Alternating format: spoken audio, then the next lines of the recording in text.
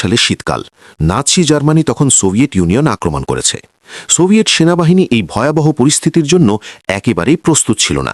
তাদের কাছে শীতের উপযুক্ত ইউনিফর্ম ছিল না, এমনকি তুষারের মধ্যে লুকিয়ে থাকার জন্য সাদা ছদ্মবেশ ধারণেরও কোনো পোশাকও ছিল না।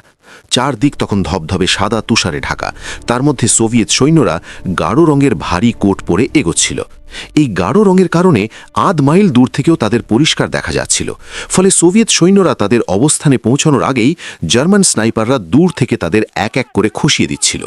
বাঁচার কোনো উপায় না দেখে সোভিয়েত সৈন্যরা তখন এক অদ্ভুত বুদ্ধি বের করল।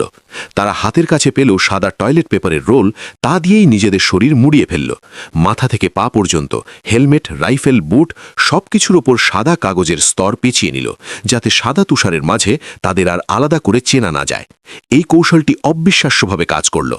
এরপর সোভিয়েত স্নাইপাররা নিঃশব্দে হামাগুড়ি দিয়ে জার্মানদের অবস্থানের খুব কাছাকাছি চলে যেতে শুরু করল, যেখানে গাঢ় রঙের ইউনিফর্ম পরে পৌঁছানো ছিল অসম্ভব।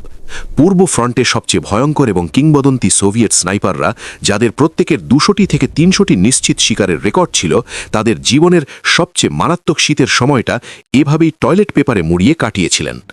ইউরোপের তৎকালীন সবচেয়ে আধুনিক এবং শক্তিশালী সামরিক বাহিনীকে বোকা বানানো হয়েছিল কোনো উন্নত প্রযুক্তি বা জটিল রণকৌশল দিয়ে নয়, বরং সাধারণ এক রোল টয়লেট পেপার দিয়ে।